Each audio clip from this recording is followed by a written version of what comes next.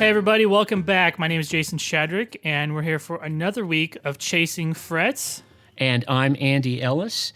And Jason, this episode is all about the art of the 8-bar solo. Yeah, and it's so common in modern country music, which our guest Lindsay Ell kind of thrives in, that we thought it'd be great to have her on to talk about it. And she does give a lot of interesting tidbits and behind-the-scenes thinking about what kind of goes in to the planning of these, how much improvisation's involved, how much maybe is worked out ahead of time, and some interesting stories about how the producer of her new record, Heart Theory, Dann Huff, helped kind of push her in certain ways to develop these shorter solos. And I think it's important to acknowledge that she played all the solos on her new album, despite the fact that she was in the studio with not only Dann Huff, who is a legendary studio guitarist, but also two other studio guitarists who are just killing it here in Nashville. And yet she holds her own with her 8-bar solos on her new record. And I think one of the things that she points out is that in commercial country, there's not a lot of time for noodling around on your guitar.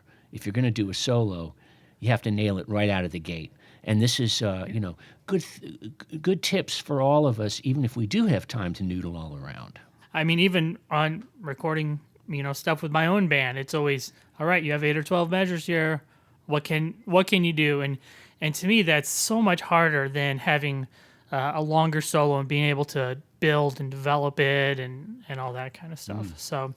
So that'll be the focus of today's episode. Make sure to rate and review us wherever you get your podcasts. And you can drop us a line at chasingfrets@premierguitar.com. So let's jump into today's episode with Lindsay Ell.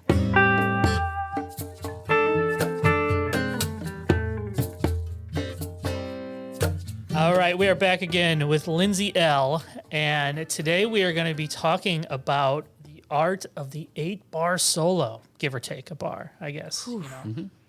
Which, if you tuned in on Monday, we espoused our mutual admiration for Dann Huff and all the things he's done to help you and everybody else push through their guitar issues. But with this one, Lindsay, tell me a little bit about what your approach is when you have, and most time these could happen in live or in the studio, when you have a pretty finite amount of space to tell a story. What's your approach to that? Yeah, like I kind of said in the last episode, I feel it playing guitar live and playing guitar in the studio are completely different things. Mm-hmm. And oftentimes, for radio edits, you can't have a 16-bar guitar solo. And so an 8-bar guitar solo, or sometimes even a 4-bar guitar solo, the way music is going now, you have a lot less time to say what you want to say. And so it's more about getting to the point right away.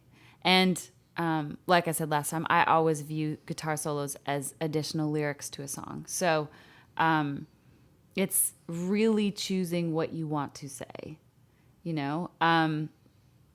and it depends so much about the song. I mean, in an 8-bar solo, you don't really have time to like get to something. You kind of just got to go into it, but in the same light, it really depends on the song, I guess, and what it needs. Maybe it needs a 5-note solo, and that's what it calls for. So typically with short guitar solo land on records, I really look at the song and I'm like, okay, lyrically, what is this missing? What else could be said? And sonically, is it something that may need a lot, or is it something that needs something a little bit more chill? Have you ever come into the studio to do guitar for someone else's project, or is that something that is still waiting for you? Because I think you would do a great job joining someone else's song and bringing all the things that you've discovered through Dan and through your own music into someone else's song. Have you done that? Yeah, I have actually. I mean, growing up, I'm from Calgary, Canada, and so I played guitar on a lot of different friends' records growing up, and I would just, bring my amp and my tiny little pedal board. I had no idea what I was doing. I just knew I loved to play guitar, and so I kind of played on a lot of friends' records. And now, a lot of friends will ask me to, lay a few things down, or for sure when I'm writing or when other friends are writing, sometimes they'll just send me files and be like, hey, could you lay a quick solo down or something? And so I love being able to play on songs that aren't mine because it's just a different headspace. Like, I'm usually the songwriter and playing guitar on a song I've written. And so I'm just so into it. My head's into it. I know lyrically where we could have gone and where we didn't. And so I kind of know the missing information. But coming in from a third perspective, I love doing that. And yeah, I definitely want to do it more, Andy. I guess the duet I was on, What Happens in a Small Town, that's a song I definitely didn't write. And yet it was kind of thrown in and be like, okay, now go do your thing. And so it's just nice sometimes, like coming in from the outside and trying to put your stamp on it. Do you ask for the lyrics if you haven't written the song? Because you speak really eloquently about the idea that your guitar is filling in the lyrics in your songs. You're making a bridge from one set of lyrics to another with your guitar. But if you play on someone else's song, I've heard other people say that they go into the session and ask for the lyrics, show me what this song is about. It's not just play the tracks. Have you done that? Yeah, I ask for the lyrics a lot, and I am the worst at hearing lyrics in a song. Like, it can be the biggest pop song on the planet, and I'm like, what are they? Are they saying banana? Or they, like, I just can't hear lyrics sometimes. And I should instinctively as a writer know what they're saying, but I'm just terrible at listening to lyrics and picking up on what a singer is saying. And so I ask for lyrics a lot. I just feel it's so helpful. I mean, I am so grateful I'm a writer. I'm so grateful I'm a singer and a performer, but I'm mostly grateful that I can play instruments to further communicate a song on a different level. I feel like guitar solos are so emotive. And when you can take that song to a different place within the course of 8 bars, it's so exciting to me. That challenge, I'm just like, give me 8 bars. I will show you. Who are some of the players that you kind of maybe have in the back of your mind that you feel especially excel at the art of the short solo? There's a lot of session guys in town that I may not be names that a lot of people know, but I've just really grown up as a player around them for the past 10 years living in Nashville. Derek Wells and Rob McNally have I've been just in sessions with both of them so much. Tom Buklevec, like, these guys are the pros at short solos. They do this every day, and they have been doing this, sometimes doubles, triple sessions a day. Just go, go, go, go. Now that, the recording world is getting a lot more based in people's home studios and stuff, even the session world is changing a little bit. But yeah, Derek and Rob and Tom are experts at, like, really honing into a song. They can hear a song once and they're like, okay, give it to me. And the solo's perfect. And I'm just like, how do you do that? Like, how do you hone in to exactly what a song is missing and then hit it? When you ask them that, what do they say?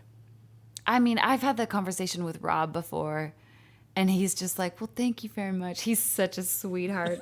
And he's like, I don't know. I've been doing this for a long time.